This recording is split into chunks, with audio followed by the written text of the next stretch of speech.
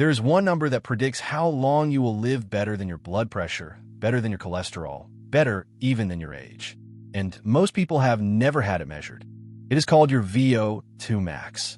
And in one of the largest studies ever run on fitness, the people with the lowest numbers died at up to 5 times the rate of the people with the highest. Let me show you what it is and how to move it. This is episode 3. Yesterday, we buried the slow metabolism. Today, we look at the single measurement that matters most for a long, capable life and the 2-part engine behind it. As always, this is education, not medical advice. If you're older, out of shape, or have a heart condition, get cleared by a doctor before doing hard cardio. So what is VO2max?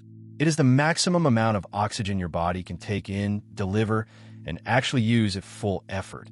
Think of it as the size of your aerobic engine. A bigger engine means everything from climbing stairs to fighting off illness is easier. Here is why it matters so much. In a study of over 120,000 people, cardiorespiratory fitness was the strongest predictor of who lived and who did not. Not a minor factor, the strongest one they measured. The gap is enormous. Compared with the fittest group, the least fit had roughly 4 to 5 times the risk of dying over the study. To put that in perspective, being unfit carried more risk than smoking. Fitness is not vanity. It is survival. Now the useful part. Your VO2max sits on top of a triangle with 2 supports, a wide base of easy aerobic work and a sharp peak of very hard efforts. Train only one, and the number stalls. You need both. The base is what many people call zone 2. Easy enough to hold a conversation, steady, almost boring. This is where your body builds more mitochondria, the tiny engines inside your cells. It is not glamorous, but it is the foundation everything else is built on. The peak is the opposite.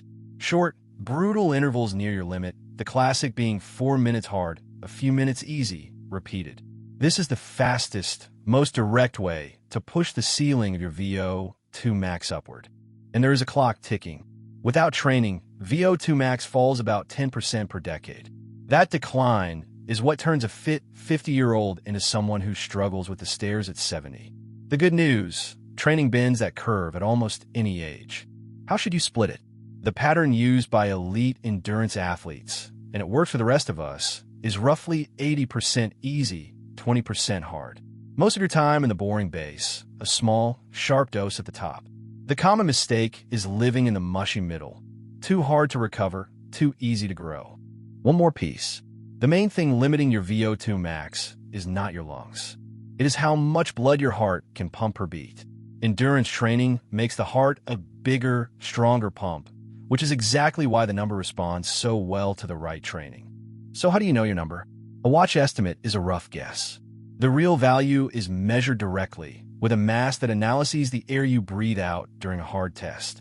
That is what turns a vague sense of fitness into a precise starting point. Here is the plan. 2 or 3 easy zone 2 sessions a week, 30 to 60 minutes each. 1 short session of hard intervals. Keep lifting weights alongside it. That combination moves the number that matters more than almost anything else you can track. One honest note, the mortality data is observational, so it shows a powerful association, not a guarantee. But the biology is clear and the effect is one of the largest in all of health. This is about as close to a sure bet as exercise science gets. Recap, VO2max is the size of your aerobic engine and the strongest fitness predictor of a long life. It rests on a base of easy zone 2 and a peak of hard intervals. It fades with age unless you train it, and you can measure it directly instead of guessing. Now, if fitness is this powerful, what about the hormone men blame for their energy, their muscle, and their drive? In the next episode, we tackle testosterone and the honest answer to when a blood test actually justifies treatment, and when the fix is simpler than a prescription. If this changed how you think about cardio, subscribe so the next episode reaches you. The free longevity guide is linked below. This was Longevity Decoded. See you tomorrow.